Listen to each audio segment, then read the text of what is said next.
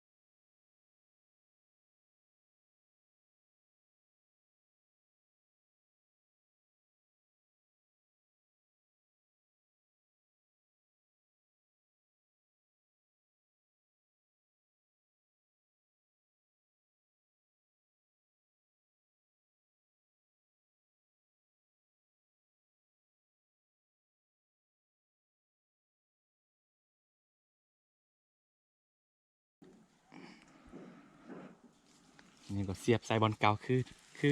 คือกับหลังเก่านั่นแหละทุกคนนี่เวลานกบินขึ้นมามีปับปับปับปับทวักหัดคอไปต่อ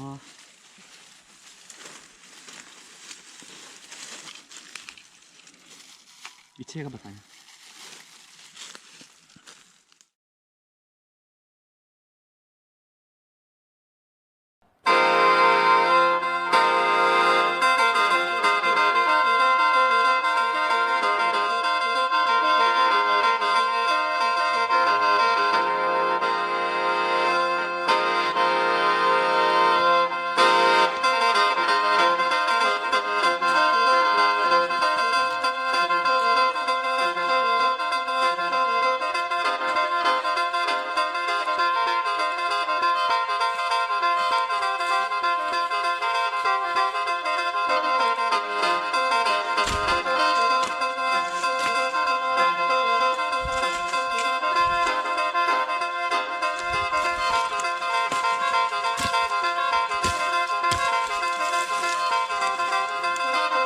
หลังจากที่เราวางกับดักเป็นที่เรียบร้อยหมดแล้วเนาะประมาณวางไว้ประมาณ2 ชั่วโมงหรือว่า3 ชั่วโมงก็แล้วแต่เนาะเราจึงมาย่ามเมืองอีกทีตอนแรงพุ่นแหละประมาณ5 โมงพุ่นเนาะ5 โมงตอนนี้3 โมง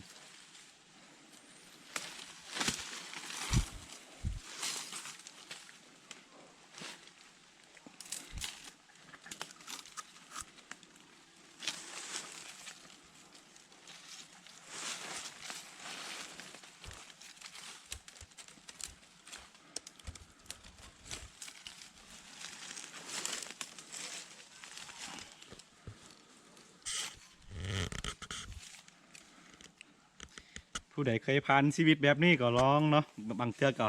เบิ่งวิดีโอแบบนี้ก็อาจจะคิดให้คิดฮอดคิดถึงบ้านก็เป็นไปได้เนาะคนบ้านนอกบ้านนาคือเขาไปหาเฮ็ดเวียกเฮ็ดงานอยู่ในเมืองบ่เนาะบ่มีโอกาสได้กลับบ้านก็หาเวลาว่างๆมากลับบ้านกลับมาย้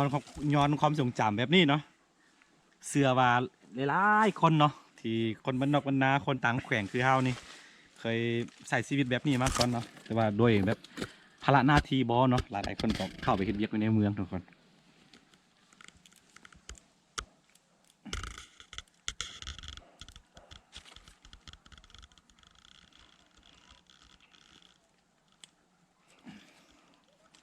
เฮ้ยหลุด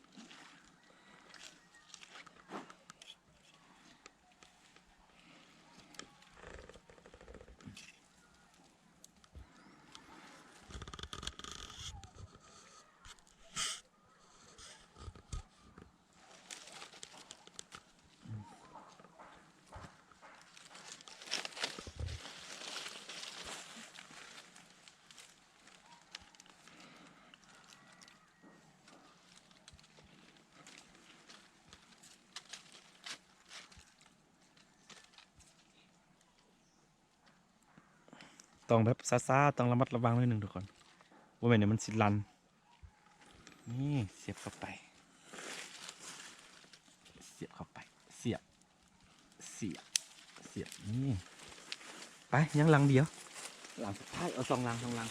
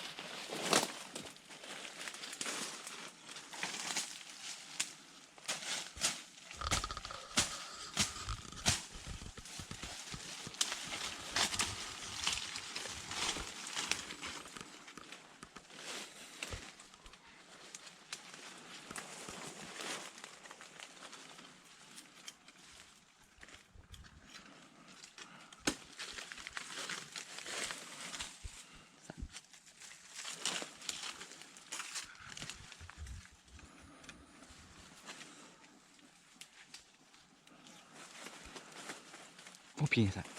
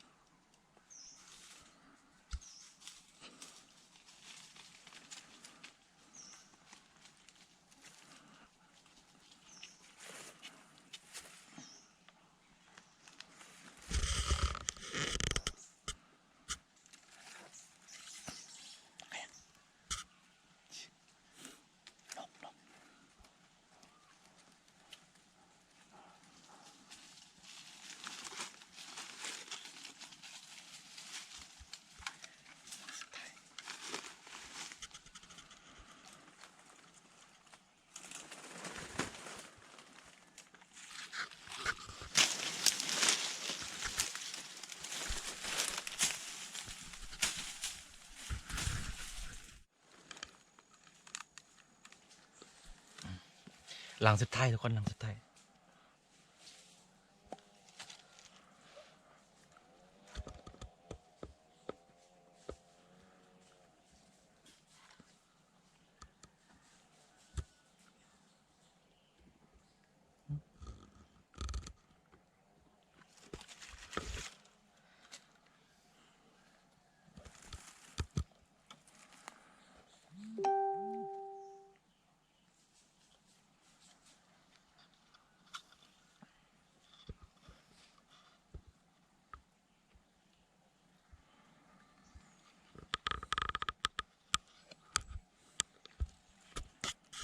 เวลานกมากินทับฮัดคอทุกคนหลังสุดท้ายทุกคนหลังจากนี้เราประมาณ2 ชั่วโมงเขาจึงมาหยามเบิ่งอีกทีหนึ่งทุกคนเอาลานลานลานทุกคนลานมือลาน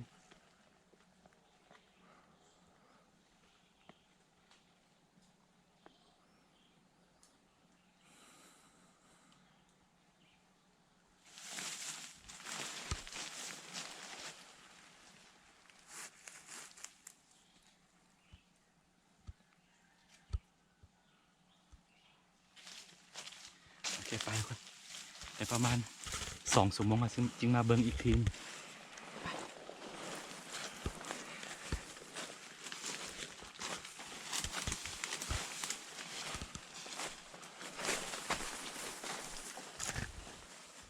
สบายดีทุกคนเนาะตอนนี้หลังจากที่เราใช้เวลาประมาณ3 ชั่วโมงกว่าๆตอนนี้นี่17:35 นาทีแล้วทุกคนตอนนี้เราซีไปยามกับดักเราเบิ่งมาหมดแล้วแหละ เบิ่งมา17หลังบ่ถึงจักโตทุกคนเบิ่งไปว่าตอนนี้ก็ตะเวนตกดินแล้วไปกลับบ้านกัน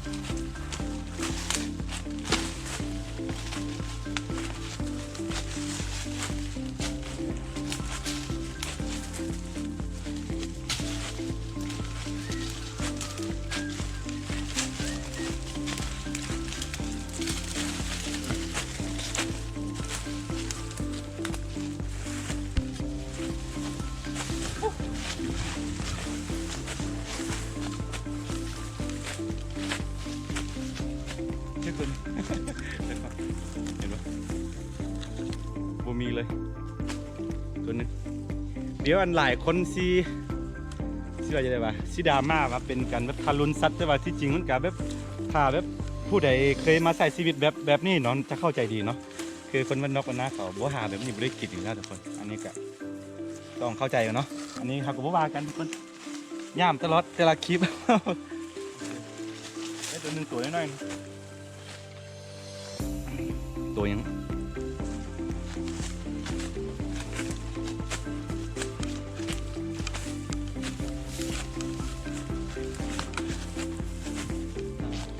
ปลา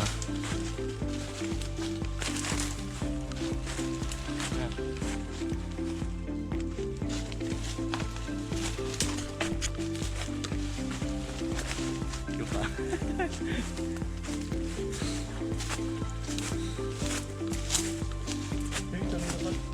รุ่นเดียวกันมัดชนิดเดียวกันเนาะคอแดงนี่ด้วยกันบูฮัวนกเป็นยังนี่ได้2 ตัวทุกคนเดี๋ยวสิไปเฮ็ดเมนูอยากกินปิ้งนกเนาะไม่ได้กินปิ้งนกมาโดนแล้วล่ะประมาณ2 เดือน 3 เดือน 2 เดือนได้2 ตัว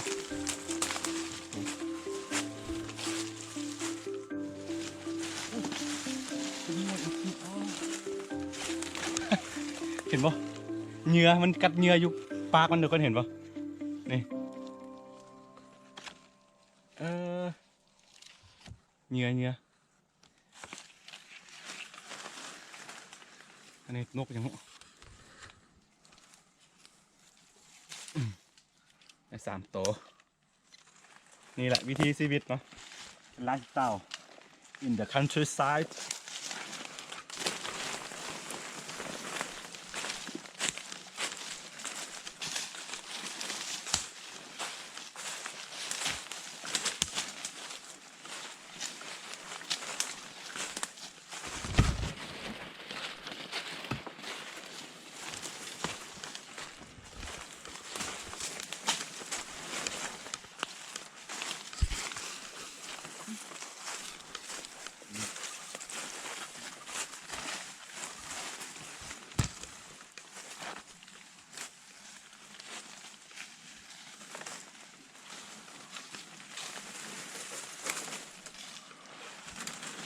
คนทึกตัวนี้เวลากว่านี้แบบเฮานกทึกแล้วก็กว่านี้ว่าเนื้อมันกินหมดเขาต้องเอาออกเอาทิ่มทุกคนเพราะว่าคันบ่เอาทิ่มเดี๋ยวหนูมันสิมากัด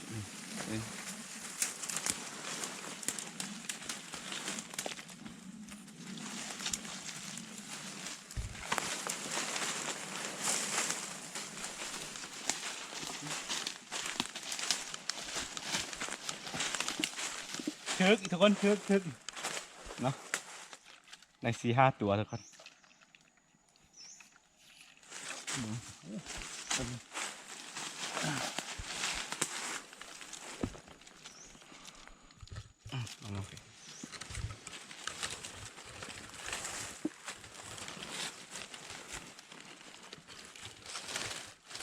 นี่นะทุกคน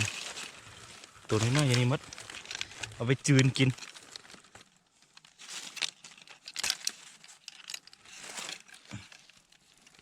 แต่เว้นที่ตกดินแล้วเนี่ยเห็นบ่เรื่องๆแต่เว้นกำลังตกดินพี่น้องเอ้ยแข่งกับเวลา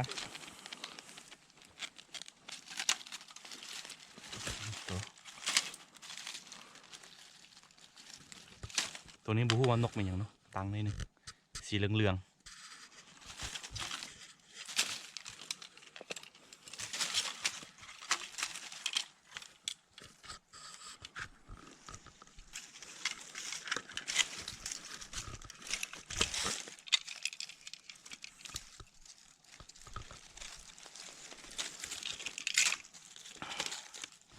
นี่เนาะทุกคน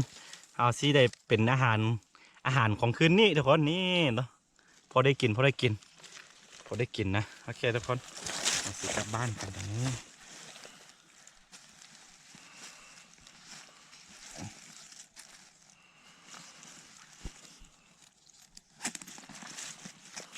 โอเคทุกคนอันนี้ก็เป็นวิถีชีวิตแบบบ้านๆของไลฟ์สไตล์ของควายเนาะแบบนี้แหละแต่ละมือก็หาอยู่หากินแบบนี้เนาะบ่หาก็ไม่ได้กินโอเคสำหรับคลิปในการซีมีประมาณนี้เนาะกันผู้ใดมักอะไรก็อย่าลืมกดไลค์กดติดตามซองอาค่าน้อยเนาะเผื่อบริพัตรวิดีโอไม่แม้จากซองอาค่าน้อยทุกคนแล้วไว้เจอกันใหม่ในคลิปหน้าเนาะสำหรับคลิปนี้ไปก่อนนะสบายดีตอนนี้ตะเวนจะตกดินเห็นบ่ตะเวนตกดินทุกคนสวยงามเดี๋ยวเสียให้เบิ่งกันจืดนี่เห็นบ่เรื่องมันกำลังจะตกทุกคน